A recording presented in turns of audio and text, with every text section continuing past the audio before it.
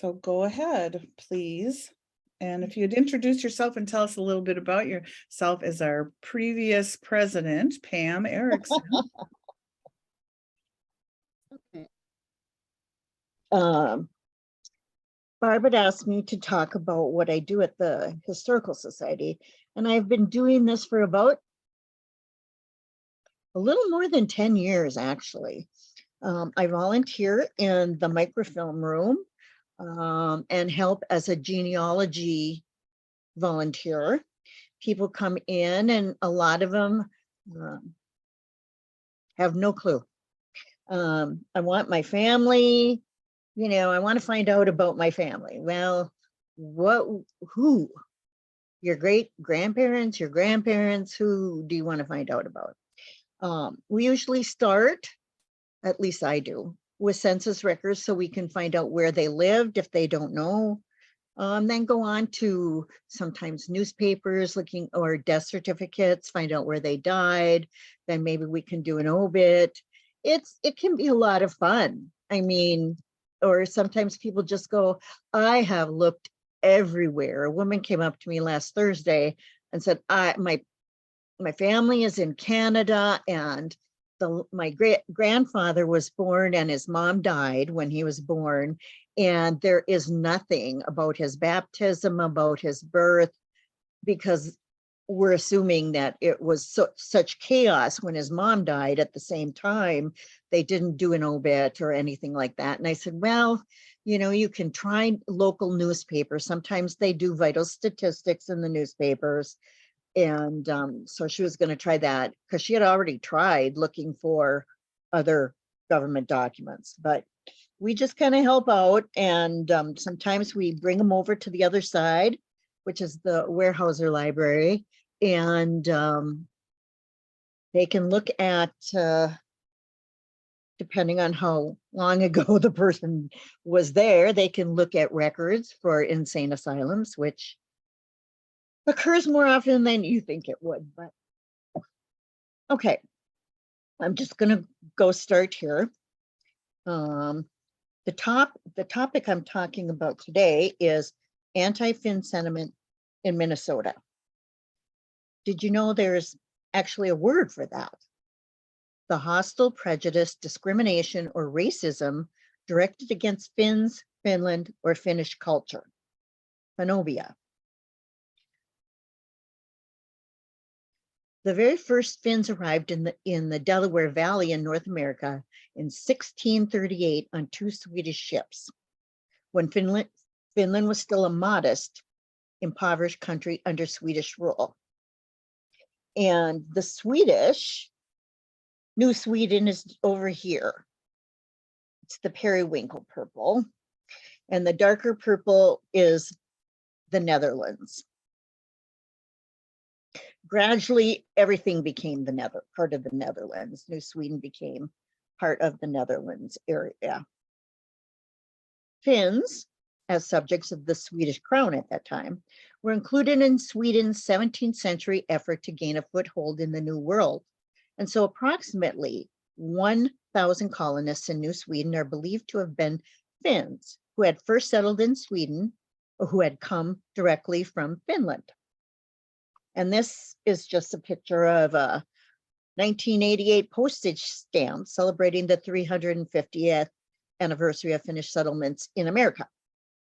2023, it's been 385 years.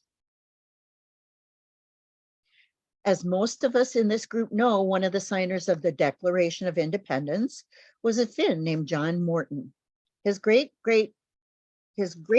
grandfather was Martti Marttinen, born in Finland, who was one of these early New Sweden settlers.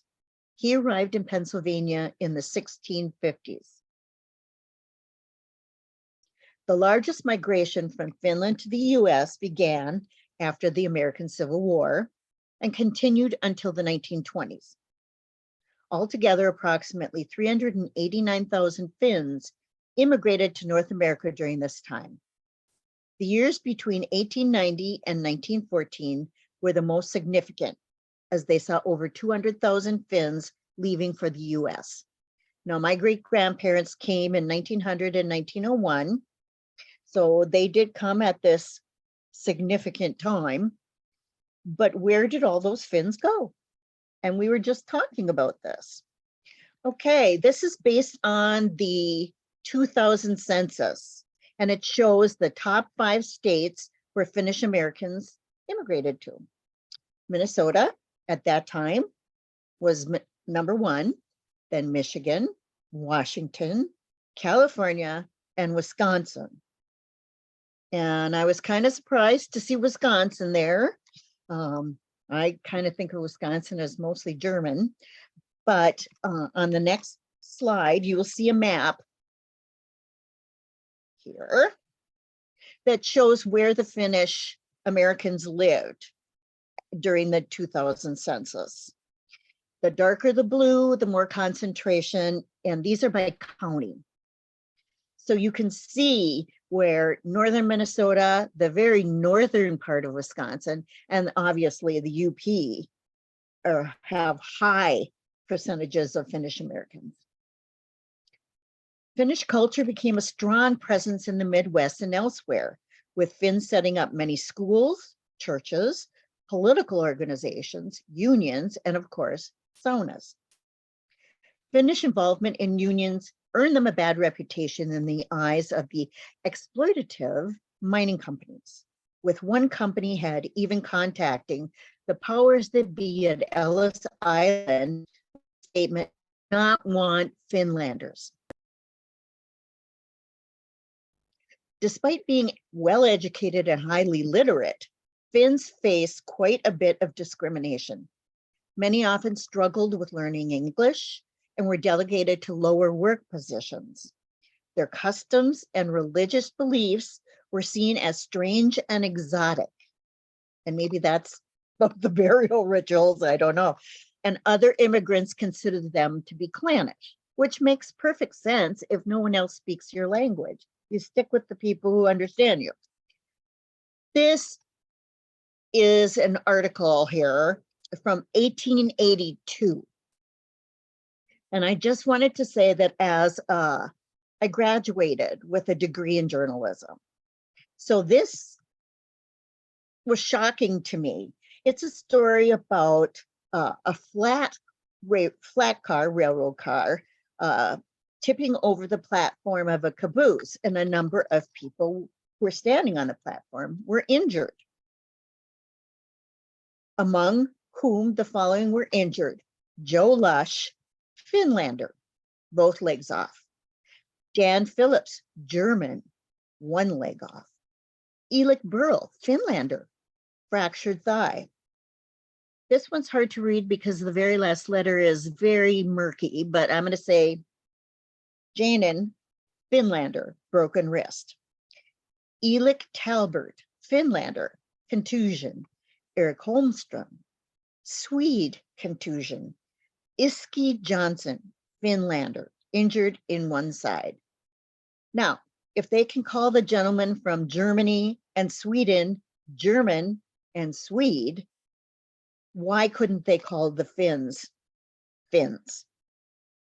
Why would you include a slur, which was known as a slur, in your newspaper article? That is outlandish in my frame of mind anyway. Okay. The fact that the Finnish language is not related to most other European languages was used as proof that the Finns were not European and thus a fair subject to discrimination.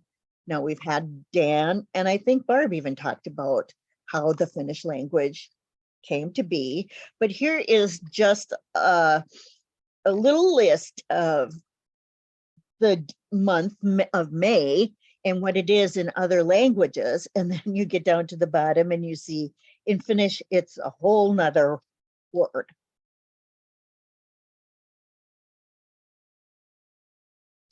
Living and working conditions on the Iron Range were poor, and mining companies openly discriminated against immigrant miners by giving them the most dangerous and lowest paying jobs. New immigrants were easily exploited because they did not speak English, had little money, and were far away from their families and social support networks. Many Mesabi Range miners came from Finland, where socialist and labor movements were well established. Because of this, the Mesabi Range had more labor strife than any other area on the Iron Range. In 1905, Finnish socialists on the Mesabi Range invited the Western Federation of Miners, the WFM, to organize in Minnesota. More prominent unions, such as the American Federation of Labor, were not interested in organizing unskilled laborers like miners and lumberjacks. The WFM did not have organizing success on the Iron Range until 1906, after it realized that its own meetings were turning away immigrant workers who did not speak English. It then chose an Italian immigrant named Petriella to head its recruitment efforts in the state. Petriella put immigrant miners in leadership positions and divided the range into 3 immigrant sections: Italian, Slavic, and Finnish. By 1907, the WFM's labor movement was growing in Minnesota, and it was clear that a confrontation was on the way. Between 10,000 and 16,000 miners went on strike on July 20th, 1907, and the majority of them were Finnish. The 1907 strike was the first experience that most of the miners had with an organized strike. It was considered relatively peaceful despite occasional violence. This was partly because Minnesota Governor John A. Johnson stayed impartial and did not use the state militia to suppress the strike. Still, the strike was threatened by local authorities. On August 10th, 1907, 19 miners were accused of rioting and imprisoned for a month. No one was badly hurt in the incident, and the miners were tried and found innocent. Even local newspapers, which were strongly opposed to the strike and the immigrants, said that the miners should not have been jailed. Local businesses also hurt the strikers by denying them credit. Strikers responded by organizing consumer cooperatives in several towns. However, the cooperatives were shut down when wholesalers stopped supplying them because of pressure from the mining companies. Now, these are some headlines from the local newspapers at the time. And you can see here the middle headline is "Examination of accused miners charged with inciting riot in Judge Brady's court at Hibbing was greatest farce of the day. Evidence flimsy." You also see the bottom one, which says, "Large number of men engaged as strike breakers brought to range under misrepresentation, thrown upon their own resources and dead broke." Now, these strike breakers were what we would call today scabs. The mining companies hired a bunch of people saying they had jobs open and they could come to work for them. And then people got there and found out what was really happening. And a number of them decided not to take the job and to go back home. While the strike lasted only 2 months before it was suppressed with strike breakers or people taking their jobs, the prominent role of Finnish immigrants in the 1907 Mesabi Range strike led to blacklisting of Finns. It was a time of Anti Finnish sentiment in the area, and one could see signs, "No Indians or Finns allowed." Now, this article that I took this from came from the Minnesota Historical Society. So I trust it, but I could not find any photos that had signs like this. So I just made one. It was during this hostile climate that John Svan and several other Finnish immigrants filed for citizenship. On January 4th, 1908, a trial was held in Duluth about whether these Finns could become naturalized US citizens or not, as the process was only for whites and blacks in general. District Prosecutor John Sweet believed that Finnish immigrants were Mongols who were excluded for naturalization by the 1882 Chinese Exclusion Act that explicitly banned Chinese laborers from entering the United States. The Chinese became the first ethnic group ever to be targeted for exclusion from immigration to the US based on race. The exclusion laws were later expanded to include a wide range of categories, and eventually all Asian groups were targeted for exclusion.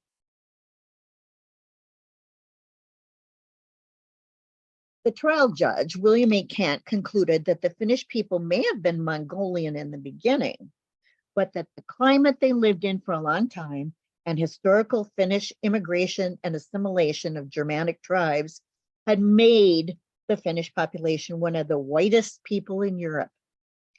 If the Finns had Mongol ancestry, it was distant and diluted. John Svan and the others were made naturalized US citizens, and from that day on, the law forbade treating Finnish immigrants and Americans of Finnish descent as not white. Okay, so any questions or comments? I know I didn't go into a great deal about John Svan, but I felt it was important to go into what was going on at the time in the history to show what was happening to the Finnish immigrants there. I have a comment. One of the reasons so many Finns showed up for that strike was because they were literate in Finnish and they were reading the Finnish language newspapers, whereas the Italians and Slovakians tended to be very illiterate. And so they didn't have any source of information other than the meetings. And that's one of the reasons, you know, the Finns seem to be the most active in the unions, because they did have newspapers that gave them a lot more information about what was happening and, you know, why they could consider themselves treated unfairly and so on. Are any of you familiar with spies in steel? The Finns were actually spied upon by the mining companies so they could be blacklisted. It's I ran into that publication when I have a bachelor's in history, and I was doing research at the university in their archives, and I noticed that in Chisholm it was the postmaster who was the spy. And I asked my grandma, I said, did you know that the postmaster was spying on your mail and reporting? And she said, oh yeah, everybody knew it. But if you subscribed like to a socialist newspaper that got reported, or anything that the spy thought was of interest, you know, they got paid to do it.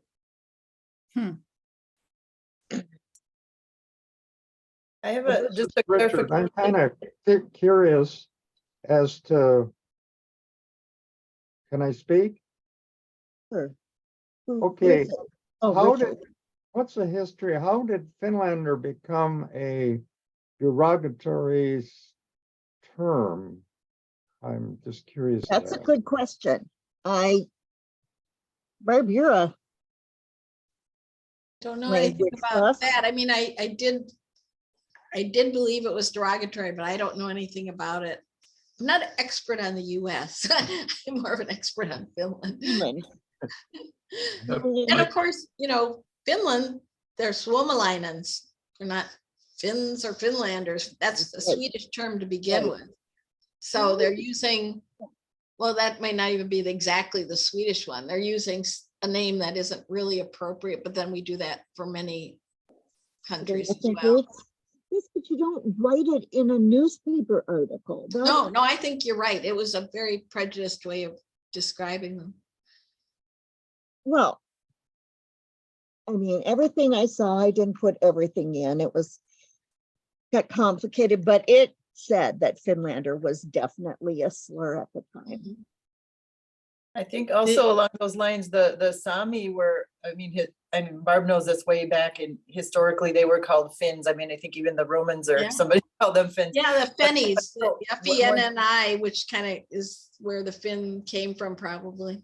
Right, so then when they got here, I don't know if the Sami were just put under that whole bucket of Finlander too, or if they got, maybe often they didn't even want to, they hid their identities so much more strongly Yeah, than they than did. Finns did. So it's like, were the Sami also part of that Finlander group that was in this movement you're talking about? And but I had a question. I just wanted to clarify, Pam, did you say that there's a law on the books now, still currently, that Finns cannot be considered non-white or discriminated against for immigration purposes, or is that just something they had at the time?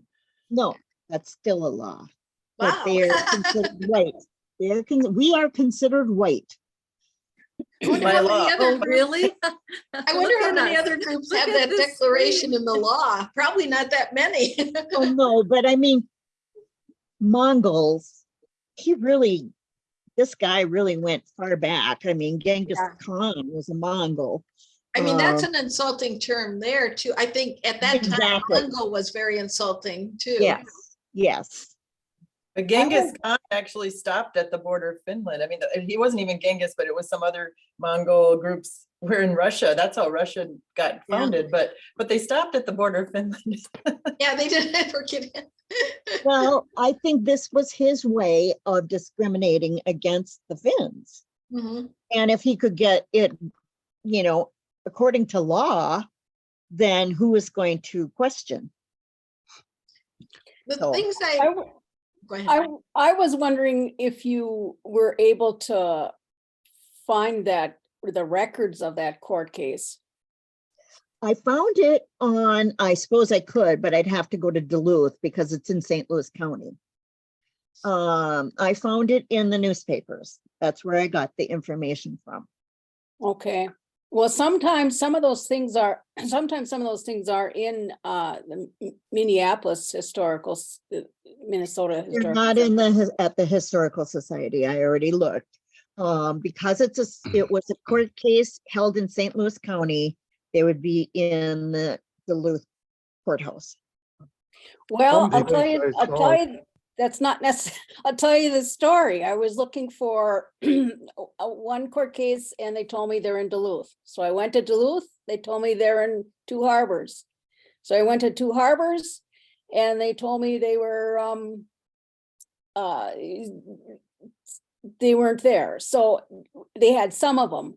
But anyway, long story short, I found some of that at the Historical Society.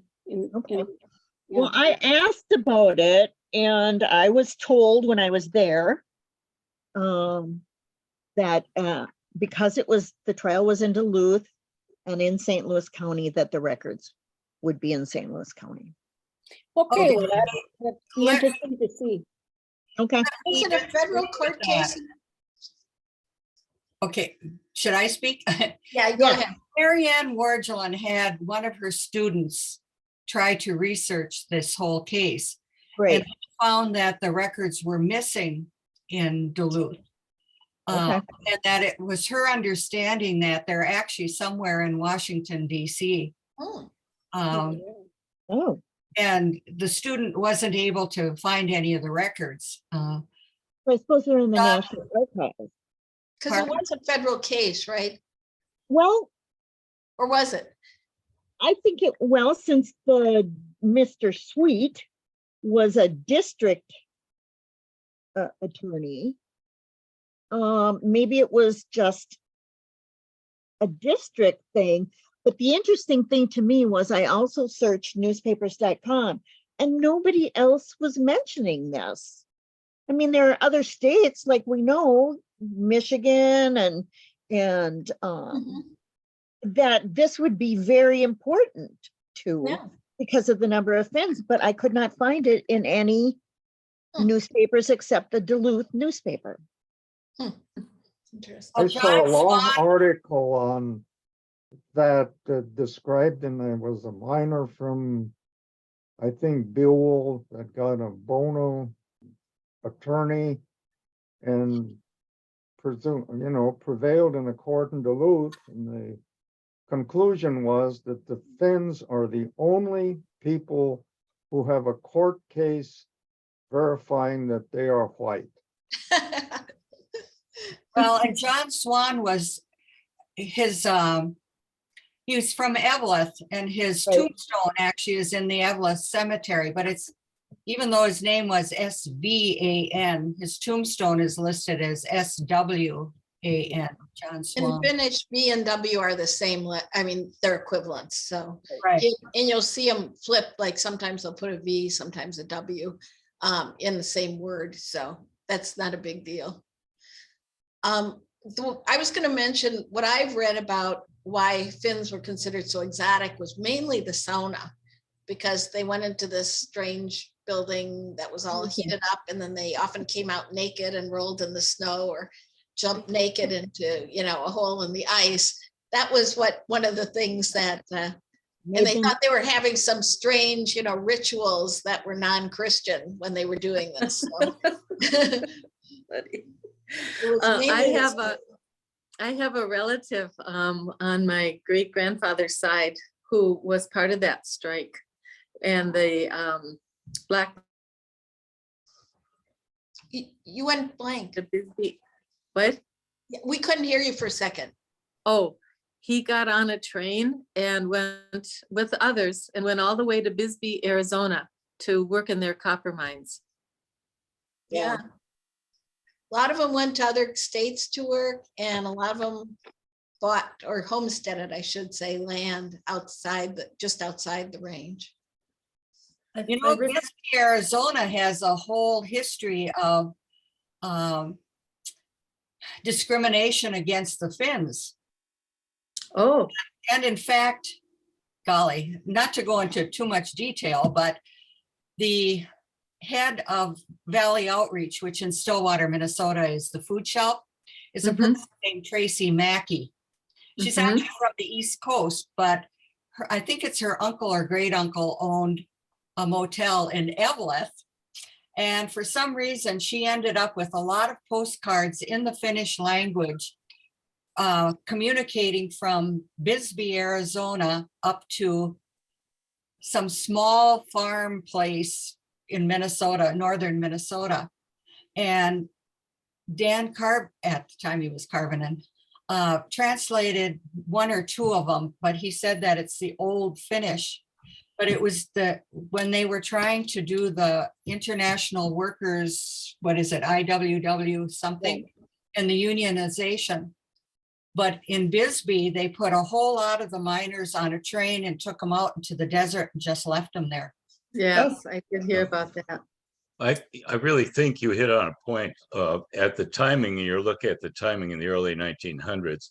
The Finns that came to the United States at that time mostly were those that were blacklisted from mines in Finland, and they were socialists. And there was this prejudice against them because of their union activities and their socialist background. And so the ones that were miners ended up being involved in strikes in Michigan, Minnesota, Bisbee, Arizona. And as a result, they got into a lot of trouble simply because they wanted to organize unions and were socialist. I feel like I read an article a while back, maybe it was on Facebook, so I should probably check the sources, but that in that Arizona thing, that they actually deported Finns, Irish, and Italians to Mexico, the miners, because they decided they weren't really legally in the US. You know, people who may have even been born in the US, but all of those people were deported to Mexico, where none of them ever came from. So. Interesting. With Richard's, I'm just going to share my screen Yeah. here briefly. Yeah. So the Civil War in Finland with the Reds and the Whites, the losers were the socialists, and they probably felt they weren't welcome in Finland anymore. So a lot of them emigrated to the US. Actually, they couldn't at that point. US cracked down right during World War I, and it didn't reopen to Finns, basically. I mean, there was a very small quota. They put quotas in at World War I, and so Finnish immigration from Finland to the US really dropped off, and then they went to Canada instead. starting with World War I and shortly after. And of course, that was the same timing as the War for Independence, or the Civil War, whatever you want to call it, in Finland. What Richard mentioned, how did Finlander become derogatory? So then I just Googled it while we were sitting here, but I'm surprised this Wikipedia page, it's a series on discrimination, Anti Finnish Sentiment, and it's as recent as Britain. It says people discriminated during Brexit, but it's something you could Google, just the way people were and the terms they use in different countries, or which I thought was kind of interesting. So what's it say about the United States? Ooh, shut it down. Share it if you want. Let's see. But I know, I'll find out. I'll go on Chat GPT. They know everything. Here it talks about blacklisting in Masabi Range 1907-1916 led to blacklisting. It was a time of anti-Finnish sentiment in the area, and one could see signs, as Pam showed, no Indians or Finns allowed. When Finns came to America, they started to set up schools. Sound was political unions, involvement in unions caused a bad reputation. Problems learning English because they were new Finns faced such discrimination. But you see down there where it also said 2 other derogatory terms for Finns were China Swede and roundhead, which. And Jack Savage, huh? Because they were and then they were lumberjacks. Yeah. Ugric language not related to most other European languages, which was proof Finns were not Europeans and thus fair subject to discrimination. But yes, I want to read more about that, but it talks about links to Masaba Co-op Park and kind of it's a group sourced Wikipedia, but it is interesting that was on there. Well, nice job. You know, I wanted to put, when my husband worked for 3M, he was in Germany. And back in 1987, I went with him as part of a vacation. And he was also doing it as part of work. So the German guy was kind of the head of 3M Germany. And they had a meeting with a whole bunch of other European countries for 3M, which included the Finnish people, because Finland has a 3M plant. Anyhow, the object of all this is the Finns at the meeting stood up and one woman sang a cappella, and then they sat down. And I remember this German guy saying, yeah, the Finns are kind of strange. They always do that at every meeting. Wow. And I sort of I sort of kept my mouth shut. And I'm looking at Chuck, who knows I'm 100% Finn. But that's about as close as I've gotten to discrimination or negative comments, but it came from a German. Well, I think the good news is that nowadays, between the success of Finland in terms of happiness, the education system, healthcare, which doesn't get mentioned as much, but they've used their genetic data to really, find out a lot about some genetically related diseases, and their program to improve healthcare in the eastern part of Finland has been very successful. All those things, like I think they're now. And the success of Angry Birds and things like that, it's now changed, and I feel like now people are like, wow, you're from you're part Finnish. Well, and they score at the top of all the international tests that the kids take. Finland's always either first or second. Yeah. I don't know if I should believe it, but a 3M person that went to the Finland facility was quite shocked when the business meeting was in a sauna. did they keep the clothes on? My mother is from Finland, and she came in 1965 to the US. And my dad is her husband is all Finnish, from northern Minnesota. But when he was a minister in North Dakota, when I was a kid in 1970s, early 1970s, I remember there was a small town in North Dakota near Bismarck, and they were quite suspicious of our family for a number of reasons, because we were just weird. Well, there was a lot of Swedes and Norwegians, mainly Norwegians in the town, and then some Ukrainian. They had a Ukrainian group, and they just thought we were kind of strange. And one of the reasons is they kept asking us if we had green cards, and they thought we were maybe not totally American citizens. I don't think they were really sure. And I think the reason was the Cold War, because there was a lot of suspicion about who's affiliated with Russia back then in the late 70s and the 80s. And so that didn't help the Finnish cause very much. And then my mom having an accent and everything. And then of course she didn't really have a good singing voice. So she wasn't going to contribute as the pastor's wife to the choir. And then and then she also had her own career and her own job, which was really scandalous. So basically we were pretty weird, considered to be pretty weird over there. But a part of the reason was because we would go visit Finland to visit her family, and they would ask us, these things, how are we going to get back? Do we have to have a special green card or something to get back into the US? So my grandmother was born in St. Petersburg, although she was 100% Finnish. And I remember as a school child in the 60s, early, late 50s, my mom said, never say that, never tell anybody that your grandmother was born in Russia. And that was because of that Cold War thing. Do you remember that, Pat, at all? You were younger, so you might not have gotten that, but Mom told me never say anything about that. I didn't get that from Mom, or at least I don't remember that. Well, it was also because, if you remember, when Kennedy was killed, they were sure it was the Russians because the guy who shot him had lived in Russia. So that's probably another good reason. Yeah.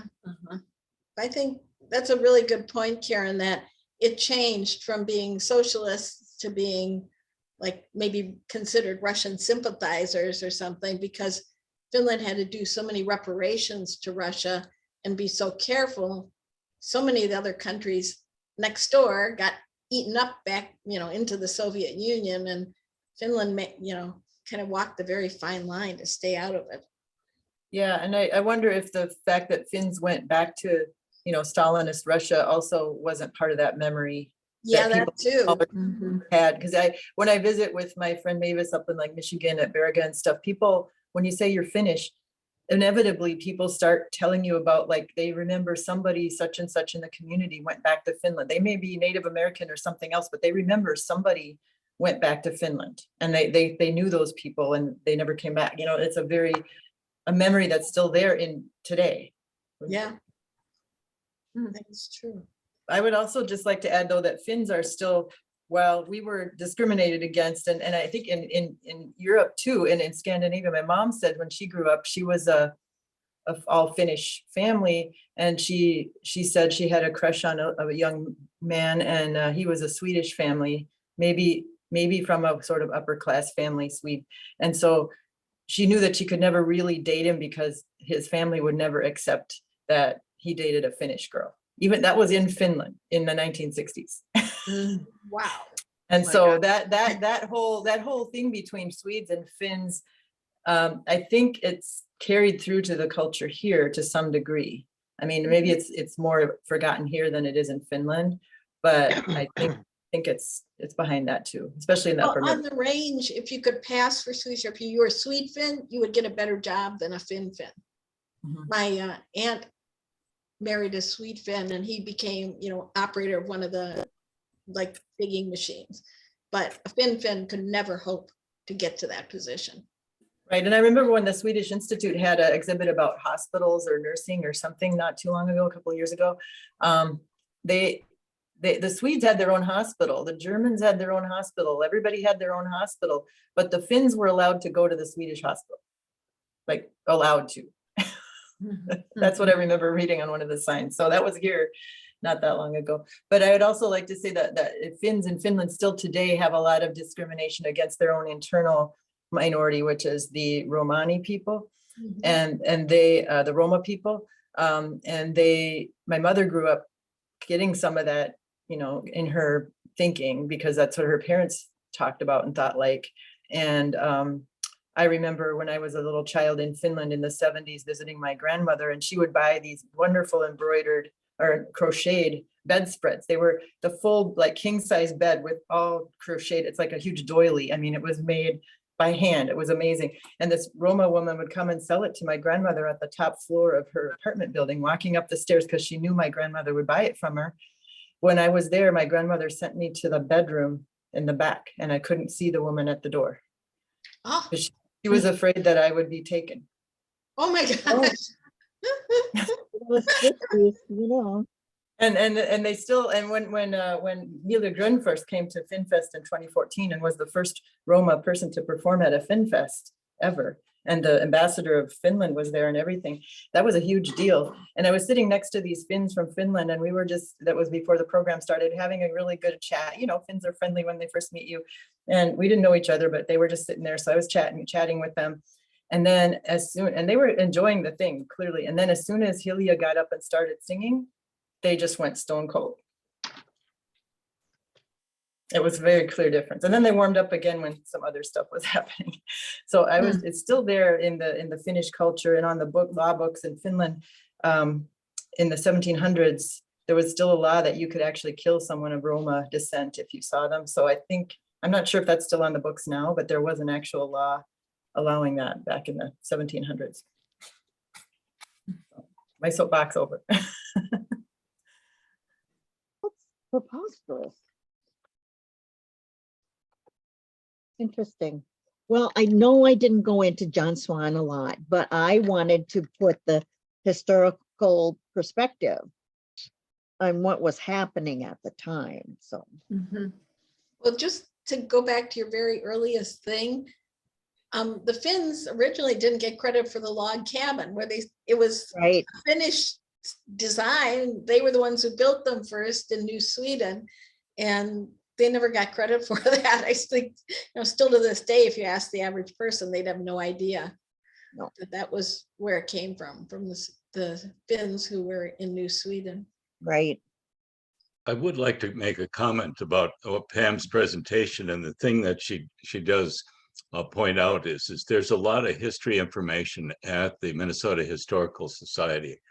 And the other thing I've discovered is you can do some of the research of information online with the Historical Society, and you can reserve certain books and things for your own reviewing, going online and contacting them. And so it's a wonderful resource, even if you don't want to go down there. Of course, it's a better resource because there's more things you can see. Sometimes in the back pages in the library, you can order up all kinds of things. So old newspapers or clippings on specific topics. It's a wonderful resource, and it has become more and more open to research online as well as going down there. Although the Finnish newspapers, you do have to go there, but they do have some. And I found the obits for my great grandparents. But just a little plug here right now, the show that's on, or whatever you want to present, well, it's not a presentation, it's Sherlock Holmes. And it's actually something you participate in. You have a little piece of paper and you follow the clues and do all this stuff. And I think it's there through April, and it's something I'm a mystery buff. So it's one of the things I definitely want to go see. So Adding to what John said, online, I know they have a great resource of photographs, and there are a lot of photographs of mining on the Iron Range that's available online.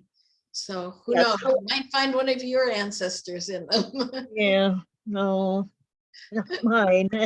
But the bigger strike, the 1907 was the one right before John Swan filed for citizenship. But the bigger strike was in 1916, so they do have more photos of that than they do of the Yeah, 1906. well, I was saying just of the regular miners and mining too. Yes, They just, yes. yeah, that was, my uncle was born in Wabick during the strike. I'm wondering how that went. So it was pretty wild. That was a very violent strike. Yes, yes. Anything else? Well, you know, there's all kinds of subjects we could talk about. I came across the copy of a presentation, European American Factors Attending the Confrontation Between Finnish Radical Labor and the Finnish Church Ooh, during the Misabi strike. It's an Oh. interesting paper that I happened to Fine, yeah, acquire. Send that to us somehow or a link. right. The I would thing- be really interested in that one. Yeah, and the thing that interested me was that they chose for head of that union, not a Finnish person, an Italian person. There's also conflict within the Finns. Well, I'm Yeah. sure very Right. much. there's bound to be some more radical than others. Yeah. So we had Well, hoped to get a I present. only have a paper copy. I could scan it and share it that way. Okay. Unless you want to present on it, because we long ago and never got anyone to do it, had a thing that we would like to have somebody talk about the church Finns versus the hall Finns. And that's essentially the topic of that paper. So, either scan it to somebody who might be interested in presenting on that, or, look at it and. Didn't Jerry Kitchener give a presentation on that, the Hall Finns and the other Finns? I think he Right. did a couple years ago. Yeah, he didn't do so much with the church Finns. He did, Oh, his Yeah. father was in charge of the difference of it, yeah. Yeah, he just did hall Finns. I think the conflict was what Oh, we're also interested. That was fine. Like if somebody wanted to just talk about church Finns too, but we were interested, I think, at one point in time in what the conflict was. Or how it enacted. I guess we kind of know what it was. You know, my mother in particular was very clear that we were the church Finns and that we were not the hall. Well, she called them the red Finns, red and white. But she was still liberal enough to let me, play for communist funerals, for example. And I played at Mazaba Park when Mrs. Lukanen sang there.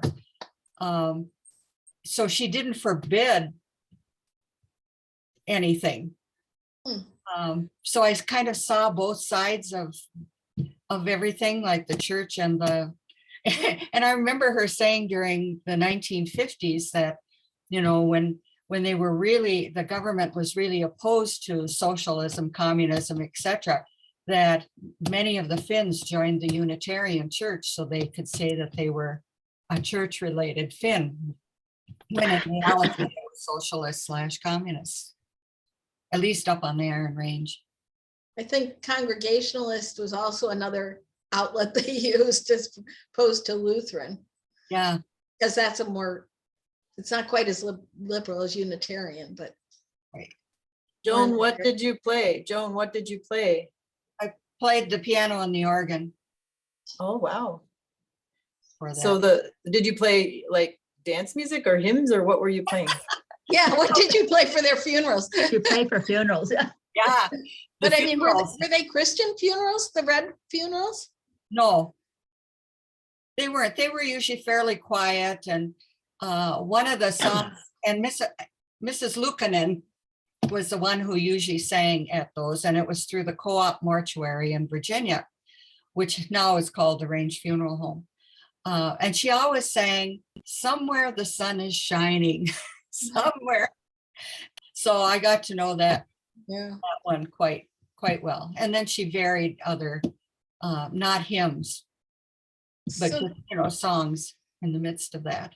just to say, in Finland, the people who are called Reds range from pretty much middle of the road social democrats to communists. So that's why I asked if were the Reds more communist, I guess, in the US is what I'm asking. Well, that's hard to say, you know, because up on the range, you had the socialism and the co-op people. I went to the co-op camp that Jerry's father actually ran, which I didn't know it was his father at the time.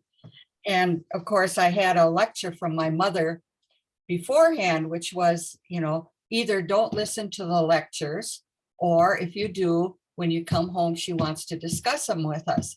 So my brother, who is younger than I, didn't listen. But I did, because I'm interested in all of that kind of stuff. And then we had this wonderful discussion of, you know, what is the co-op movement, for example, and how does that relate to socialism? How does it relate to communism at that time? And of course, it's changed a lot. And I won't get into current politics, but I've seen the switch, you know, the slide in America as it goes over to some of that. Anyway. That's interesting, because my father was a member of the co-op board in Virginia for a long, you know, cooperative, the store and everything for many years. And I was really young, so I didn't understand any of that. And I wasn't really aware of it until I got older that he was on the co-op board. But some of the co-ops were hall and some were church, actually. And I mean, they were really set up because the Finns were blackballed, not just from jobs, but from buying, you know, on credit at all from any of the stores because of the strikes. So just out of self-survival, they had to create these co-ops that, you know, bought in bulk and sold to them because they couldn't go to the regular stores for a while during those, right after those strikes. So it was really a self-survival. And then they got better prices than they would have gotten from people who wanted to rip them off. So, I mean, I know Palo had a co-op, everyone had a co-op at some point in time. Well, and my brother worked at the co-op. And in fact, when I went to co-op camp, we got it at a cheaper rate because if you had so many labels from the co-op canned vegetables and fruit, then you got a cheaper rate to go to camp. Oh, geez. And actually, I thought the co-op camp was much more fun than my Bible camp. And co-ops are neither socialist nor communist. Socialist means the government owns, and communist means not only the government owns, but it orders everyone around. You know, I mean, just very broad terms, because it was owned by, you know, other Finns in the same area. So it was truly cooperative. And I'm sure, you know, some of you belong to co-ops now. I belong to two, REI and Whole Foods. So I want people to think co-ops are really radical. Well, back in that co-op, sorry. Back in that time, they thought they were radical. Right. And Yeah, they did, thought that but the co-op started in Finland just for practical purposes, because also in Finland, the peasant farmers weren't allowed to borrow from the banks. So they started co-ops for their own sake, you know, because they didn't have any other access to stuff. In the United States, though, they were considered to be socialistic because they were not pro-capitalist, because the co-ops were anything that's that not way. capitalist is socialist or communist, right? Yeah, and the Finns got the big label because they were some of the big ones with the co-ops. Now we see some co-ops that are really, really big. I have seen something, but I don't know that I can prove it, that they were the first. I mean, I don't know if maybe the first Europeans to do co-ops. I don't know if anywhere else, but that was because they were always being prejudiced against by the government, whether it was Russian or Swedish, they weren't allowed to take out loans or even have savings accounts until like the late 1800s, very late. And so they started co-ops before that. In Finland, I'm talking, not in America. But I don't know if that they were the first or if they were the inventors or what, but they were certainly among the early users of co-ops.